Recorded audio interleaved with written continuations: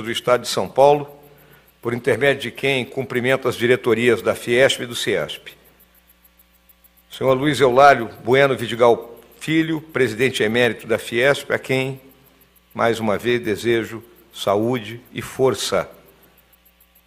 O senhor é um exemplo para todos nós, pode ter certeza disso. Senhoras e senhores dirigentes de entidades do setor industrial, senhoras e senhores empresários, podem ter certeza que eu não vim aqui para lhes trazer novidades.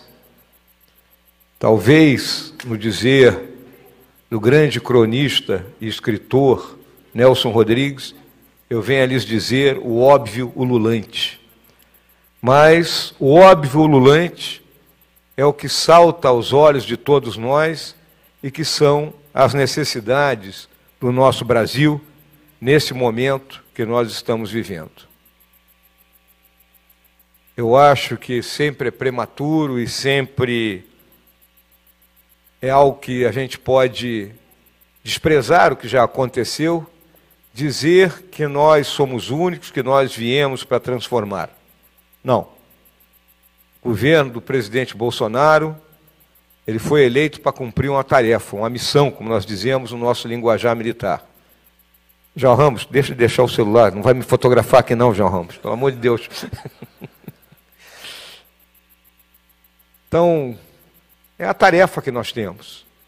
Nós vamos ter que tomar algumas medidas que não serão das mais populares, para que todos os brasileiros tenham futuro.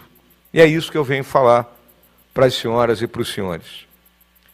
Inicialmente, eu queria destacar que os historiadores do futuro vão olhar para os anos de 1978, 1980, como um momento revolucionário na história social e econômica da humanidade. Naquela época, pessoas como o Deng Xiaoping, a Margaret Thatcher e o Ronald Reagan iniciaram um movimento que trouxe vida àquilo que hoje nós chamamos de globalização. E também surgiu aquilo que foi designado como neoliberalismo. Mas se nós olharmos o que é o neoliberalismo, o que é o liberalismo? É nada mais, nada menos do que o Estado cumprir o papel para o qual ele surgiu. Organizar a sociedade. Ter leis que permitam que nós convivamos de forma pacífica. E deixar de interferir nos mercados. E quando eu falo mercados, não é pura e simplesmente o comércio. Não, é o mercado da saúde, da educação, né, que eles andam por pernas próprias. O neoliberalismo, o liberalismo, nada mais é do que a defesa intransigente do direito à propriedade privada. Pois onde não há propriedade, não há o único sistema econômico que deu certo no mundo, que é o capitalismo. Então eles nada mais fizeram do que reforçar as ideias que desde lá de trás vieram norteando as mudanças do mundo que nós vivemos. Hoje, o mundo é muito complexo e desafiador, totalmente diferente das realidades vividas pelas gerações mais velhas. Vivemos uma aceleração, né? Devido à constante evolução da revolução científica. Isso provoca instabilidade, competitividade e obriga uma constante vigilância por todas as nações, mesmo aquelas com graus de desenvolvimento muito maior do que o nosso. A tecnologia dita as regras e a velocidade com que as informações são disseminadas faz com que o novo fique velho num piscar de olhos. Podemos dizer tranquilamente, os oceanos não são mais tranquilos. Conflitos aparecem em todos os lugares e as ameaças transnacionais estão aí. Terrorismo, guerra cibernética, o tráfico de drogas, as imigrações ilegais, o crime organizado, as catástrofes ambientais e climáticas. Eu lembro que agora, há pouco tempo, a Índia e o Paquistão disputam a região da Caxemira. Piloto indiano abatido, ataques de um lado ao outro. Então o conflito está aí. E nós temos que saber entender isso. Também, uma guerra comercial está em andamento. E muitos países estão começando a proteger os seus mercados. Nós temos que entender isso. E temos que saber extrair o melhor desse momento. A América do Sul ainda procura o seu eu, tentando quebrar a lógica de ser periférica e buscando espaço nesse grande jogo. Ainda somos exportadores de produtos primários de pequeno valor agregado. Aqui ainda existem dogmas coloniais e pessoas que acreditam que o Muro de Berlim ainda está de pé. E defendem ideias que deram errado em todos os lugares do mundo. E aí nós temos o caso da Venezuela. É um caso clássico de destruição daquilo que o chamado socialismo pode produzir. O falecido presidente Chávez conduziu um processo de conquista do poder usando os instrumentos democráticos das eleições e de uma nova Constituição, que deram a ele controle total da nação. A sua morte mostrou que ele não tinha um substituto para chegar no seu lugar. Colocou o Maduro e ele está terminando a total disrupção do país. Nos preocupa, senhoras e senhores, que o conflito do tempo da Guerra Fria esteja sendo atraído para o nosso subcontinente. Na nossa vizinhança, não é? Duas grandes potências estão brigando pela Venezuela. O Brasil tem que saber se posicionar corretamente nisso aí. E falando do Brasil, o que acontece com a gente? Somos um colosso de dimensões continentais, incrivelmente ricos, mas parece, muitas vezes, que queremos ser o eterno país do futuro. Devido a governos que acreditavam que o Estado deveria fazer tudo, fomos jogados numa crise terrível, política, econômica e social. Nós fomos massacrados pela incompetência de lideranças políticas, pela ineficiência da administração pública e pelo câncer da corrupção compulsiva. Um cartel de ladrões, digo assim, composto por maus políticos, maus empresários, péssimos representantes de sindicatos e péssimos servidores públicos, assaltaram o Estado. Contra essa situação, a nossa população elegeu o Jair Bolsonaro, numa onda de indignação e num vigoroso movimento para recuperar o nosso país, nosso orgulho e trazer a nação de volta para um rumo que lhe dê um futuro. Ele assumiu o governo para trazer o mais importante valor em uma relação, a confiança. Sim, as pessoas têm que ter confiança nos seus líderes e no seu governo. O primeiro passo foi reduzir o número de ministérios e montar esse ministério sem influência política, longe das velhas práticas que praticamente venderam o governo aos partidos políticos. Para atacar os principais problemas que nós temos hoje, e nós não temos dúvida que estão ligados à economia e à segurança pública, escolheu duas figuras emblemáticas, Paulo Guedes e Sérgio Moro. As senhoras e os senhores, creio muito bem, não tem a mínima dúvida que os dois principais problemas estruturais da economia brasileira são o baixo crescimento econômico e a deterioração das contas públicas. O crescimento do PIB ao longo dos anos de 1980 até 2018 foi de cerca de 2% ao ano, totalmente diferente dos 30 anos anteriores, 50 a 80, considerado hoje como os 30 anos gloriosos do nosso país. A maioria desse crescimento entre 80 e 2018 veio de fatores demográficos. Tínhamos grande quantidade de jovens ingressando no mercado de trabalho, capazes de produzir o quê? Trabalho braçal, faltando conhecimento, mas isso nos adiantou. Estamos perdendo essa passagem. A produtividade do trabalho cresceu apenas nesse mesmo período 0,2% ao ano. E nos últimos anos, essa dinâmica da produtividade se tornou ainda pior.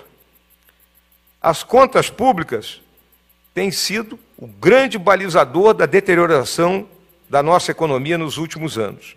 Devido ao quê? Ao fortíssimo crescimento dos gastos primários, especialmente aqueles obrigatórios.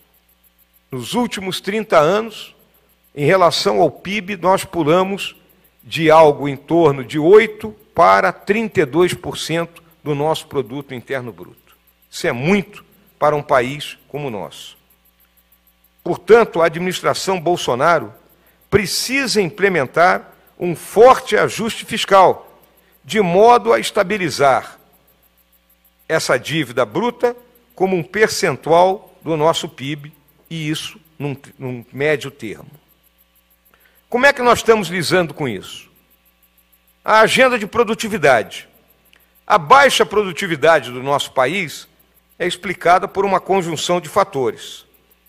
Entre as principais medidas dessa área que nós teremos que tomar está a reforma do sistema tributário. As senhoras e senhores, como empresários e produtores, sabem muito bem o peso da carga tributária. E ela é pesada por dois aspectos. Primeiro, por a sua complexidade, e segundo, por os seus valores. Então, nós não temos a mínima dúvida. Temos que reorganizar o sistema tributário e reorganizar as taxas que incorrem sobre todas as senhoras e senhores.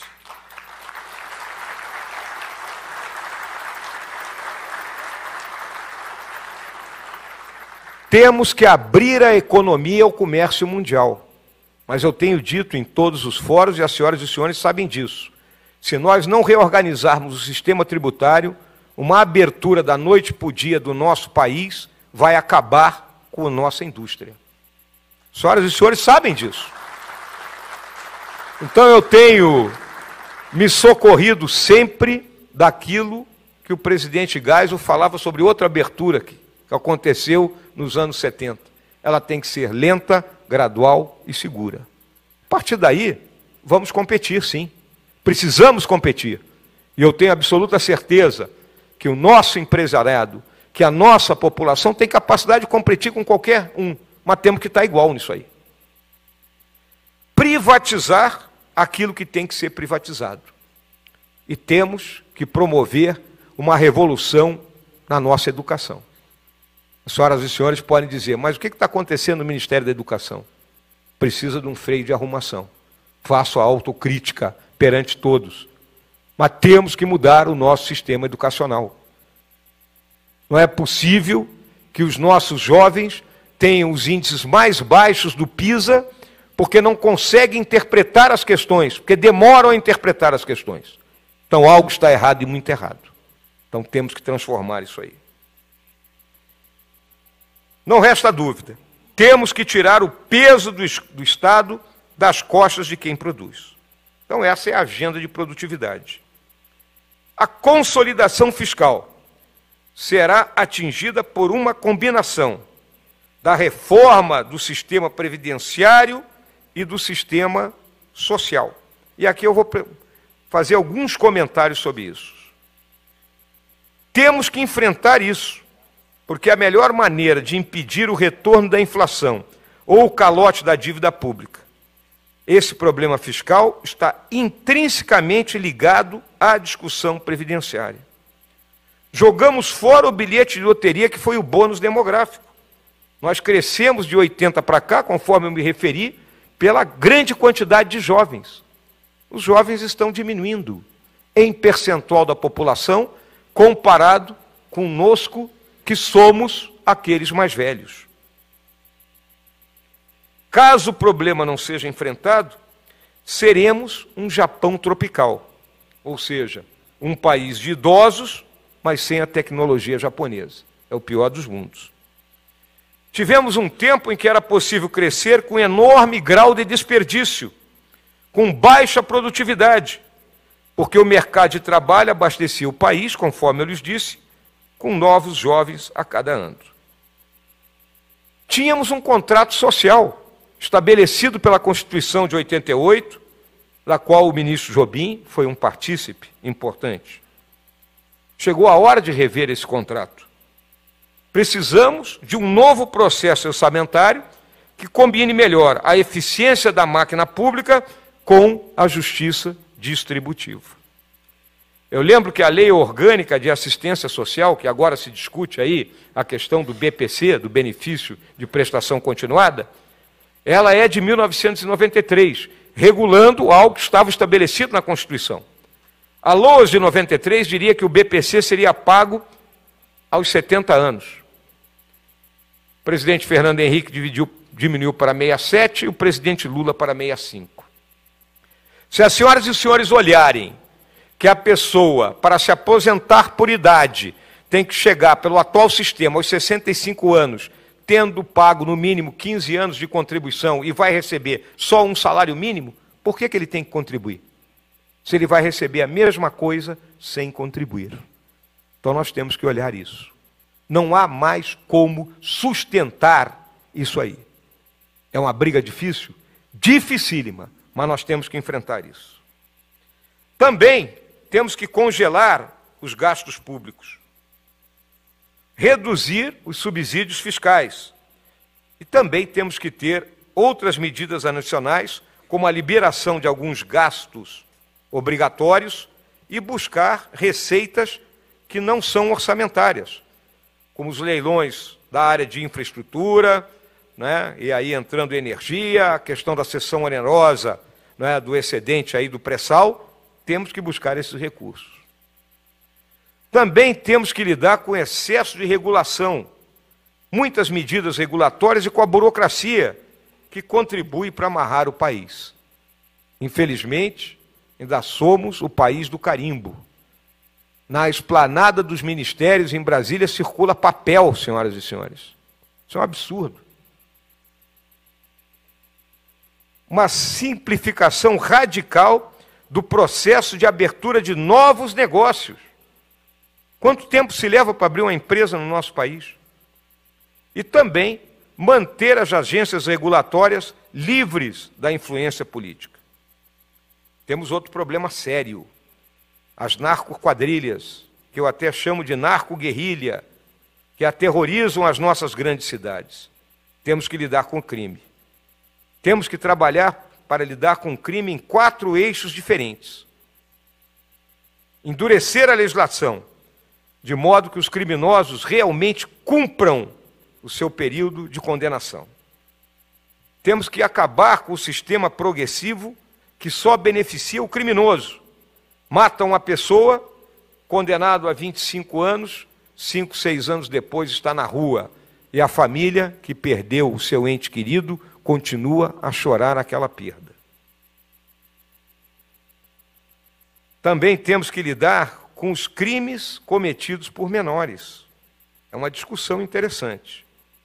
O sistema prisional tem que mudar.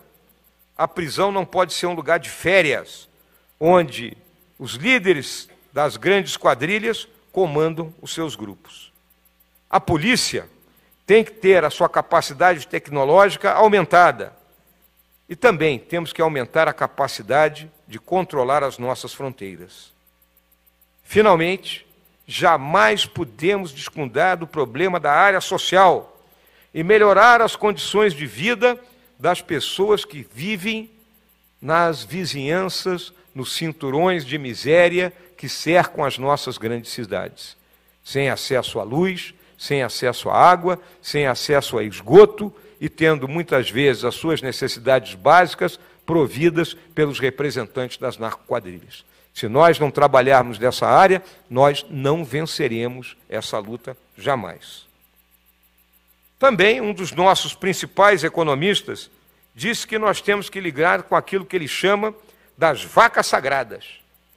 Elas vêm desde lá de trás e são, até hoje, responsáveis por muitos dos nossos problemas. Algumas delas, um salário mínimo que não é mínimo. Os governos anteriores aumentaram esse salário além da inflação e produziram uma contradição, onde as classes mais favorecidas recebem mais do que as menos favorecidas. O sistema previdenciário. Nosso sistema, ele se esgotou. Ele chegou no seu limite. Ele concedeu benefícios de todas as formas.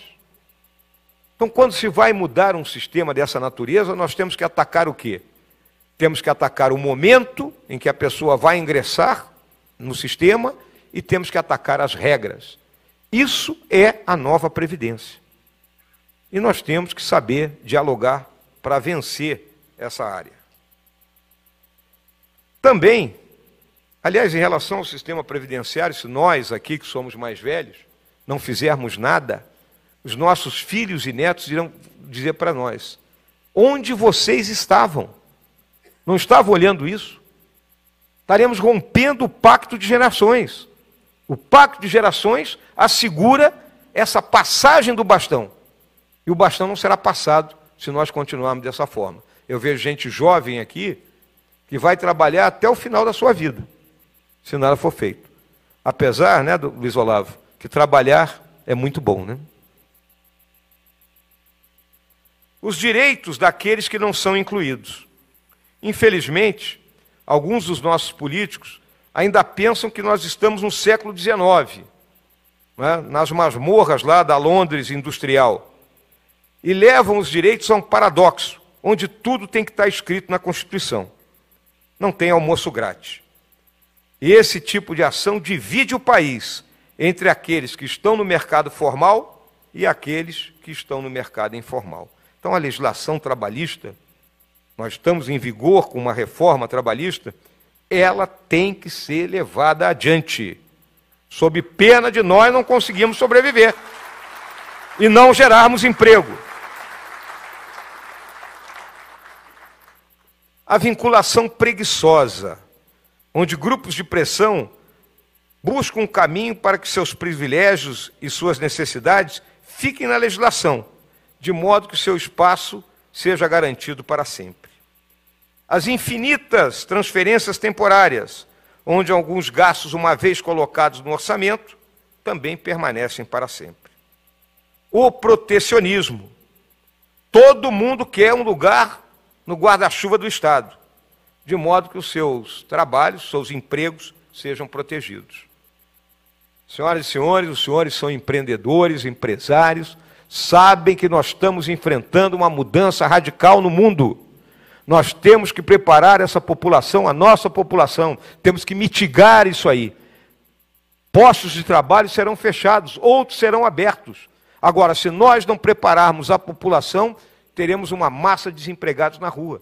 É que a gente vê determinadas indústrias, não é, montadoras, que estão querendo fechar os seus postos de trabalho, porque é uma questão que estão enfrentando da realidade do mundo atual. Nós temos que lidar com isso. Ainda persiste um modo de pensar anticapitalista. Dizem que o Churchill uma vez disse que o lucro como vício é uma ideia socialista, porque ele sempre pensava que o vício real mesmo era a gente viver perdendo dinheiro, ou investir em algo que a gente não vai ter retorno. Eu lembro também, eu li aí um tempo atrás, que um primeiro-ministro da França assim declarou: sim para a economia de mercado e não para a sociedade de mercado. Ministro Jobim, eu lhe pago uma viagem grátis à Coreia do Norte se o senhor me explicar o que é isso aí. Temos um preço para pagar no curto prazo. É o que eu falei. o nosso governo vai ter que enfrentar as medidas impopulares. Na instituição que eu servi durante 46 anos, a gente sempre dizia, o comandante não tem que ser aplaudido no pátio. O comandante tem que tomar decisões. Então nós teremos que tomar decisões para que o país progrida no longo prazo. Por isso, temos que colocar na cabeça das pessoas que abdiquem da ideia que o Estado pode tudo. Não, roda a maquininha lá e produz um dinheiro. Convencer a população de que eles também têm obrigações e não apenas direitos. Temos que trabalhar isso dentro do nosso Congresso. É um trabalho de paciência e diálogo, mas temos que trabalhar do Congresso. O Congresso representa a população brasileira. Ali está a imagem daqueles que votaram nos seus representantes. E nós temos que dialogar com eles. Não fugir ao diálogo. Vai levar pedrada? Vai levar pedrada. Faz parte da vida política. E todos aqui sabem muito bem que a minha experiência política é baixíssima. Mas o bom senso tem que sobreviver nessas horas.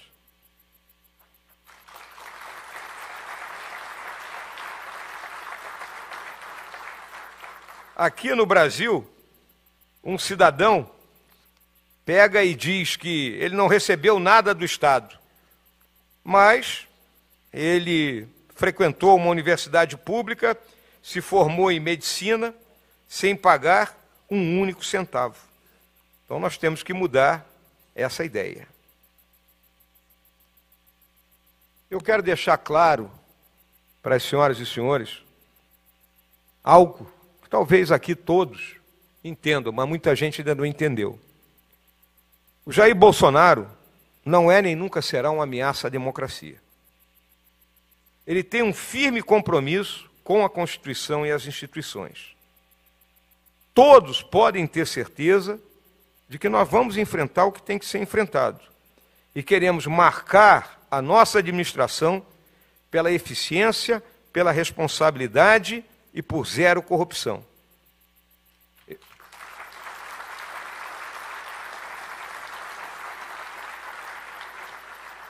Eu quero enfatizar que ele é um estadista.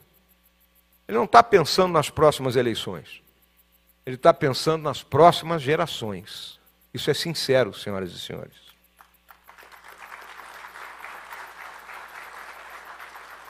Quando terminarmos o nosso governo e entregarmos a faixa presidencial no dia 1º de janeiro de 2023, gostaríamos muito que no nosso país, a nossa população, e aí em especial essa plateia que aqui está, estivesse vivendo aquilo que o presidente Roosevelt, em seu discurso of the State of the Union, em 1940, chamou das 4 grandes liberdades humanas.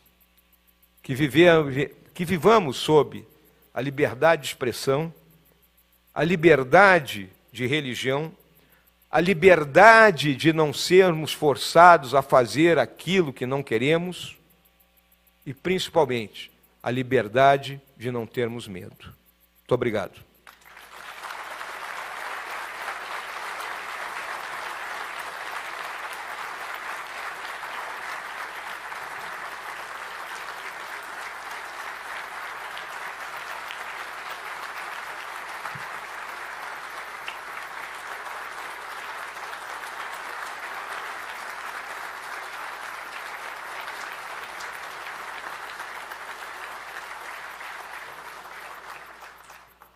Para encerrar esta reunião, assistiremos a um vídeo.